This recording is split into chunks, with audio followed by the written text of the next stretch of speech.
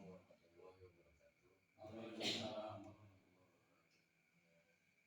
Sadayana sadaya punten sadaya hadir alhamdulillah penerimaan punten diwakil waktosna ku abdi sareng abdi bagi aya teh euy kado tugas di kampus pada memaparkan lain paparan ilmu tentang pemberdayaan masyarakat terutama tina abdi kajian lumbung padi. Perkenalkan nama abdi Ari kas rekan abdi namina Dina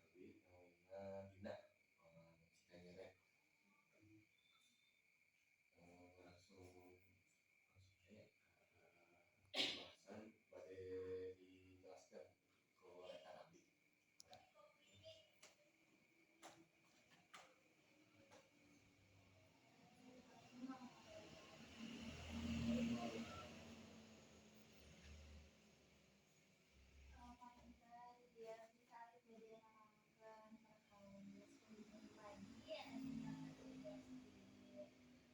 ke rekan abdi.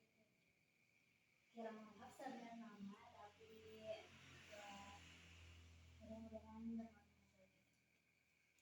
Di catatan jadi ayat latar belakang lumbung pangan adalah konsep penyimpanan pangan yang dilakukan oleh masyarakat untuk memastikan ketersediaan bahan makanan, terutama saat terjadi kondisi darurat atau ketika produksi pangan sedang menurun.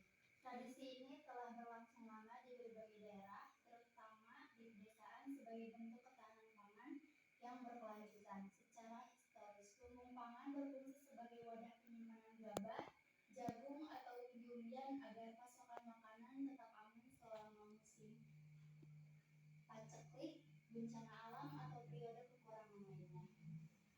Lumbung pangan biasanya dibangun dalam bentuk bangunan atau gudang penyimpanan yang dirancang agar hasil panen tetap terjaga kualitasnya. Di Indonesia, misalnya, lumbung pangan sudah dikenal sejak zaman kerajaan Nusantara dan diadopsi dengan berbagai cara di setiap daerah. Selain sebagai penyimpanan fisik, konsep lumbung pangan juga mencakup aspek sosial, di mana masyarakat secara gotong royong mengisi dan mengelola lumbung untuk kebutuhan bersama. Pada era modern, lumbung pangan juga dikembangkan dalam bentuk kebijakan pemerintah sebagai upaya mengurangi ketergantungan impor dan memperkuat ketahanan pangan nasional. Program lumbung pangan seringkali melibatkan peningkatan kapasitas produksi lokal, pengelolaan stok pangan, dan penyediaan fasilitas penyimpanan yang aman dan bermutu. Tujuan dari lumbung pangan sendiri, satu, untuk menjaga ketahanan pangan. Lumbung pangan berfungsi sebagai cadangan atau persediaan pangan yang dapat diandalkan saat produksi pangan berkurang atau saat terjadi bencana alam, musim paceklik, atau krisis ekonomi. Yang kedua, mengantisipasi fluktuasi harga. Dengan adanya stok pangan di lumbung, masyarakat dapat mengurangi ketergantungan pada harga pasar yang fluktuatif. Hal ini membantu menjaga harga tetap stabil, terutama untuk bahan pangan. Yang ketiga, mengurangi ketergantungan pada pihak luar. Lumbung pangan membantu masyarakat, khususnya di pedesaan, untuk mandiri dan tidak terlalu tergantung pada pasokan dari luar, sehingga dapat mengurangi risiko kelangkaan pangan.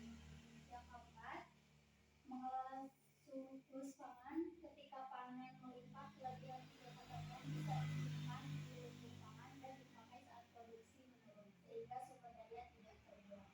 Yang kelima, memperkuat solidaritas sosial. Lumbung pangan seringkali dikelola secara kolektif oleh masyarakat, sehingga memperkuat rasa gotong royong dan solidaritas antar anggota masyarakat dalam menjaga keberlanjutan pangan bersama.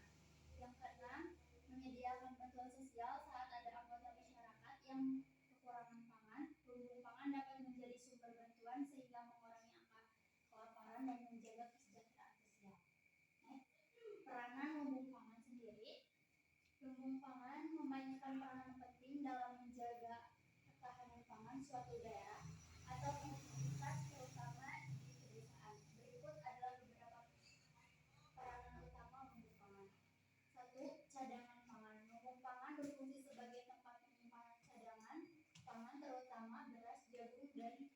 hasil pertanian lainnya. Ini sangat penting saat terjadi gagal panen, bencana alam atau kondisi darurat lainnya yang dapat mengganggu pasokan. Yang kedua, stabilitas harga. Dengan adanya cadangan pangan yang dikelola lumbung, harga pangan bisa lebih stabil terutama di masa-masa paceklik atau saat hasil panen menurun. Lumbung pangan dapat menjual stok cadangan saat harga tinggi untuk menekan harga di pasaran. Yang ketiga, pengendalian keamanan pangan. Lumbung pangan menentukan wewenang untuk mengontrol kualitas dan keamanan stok pangan, memastikan pangan yang disimpan aman dari kerusakan hama atau kontaminasi lainnya.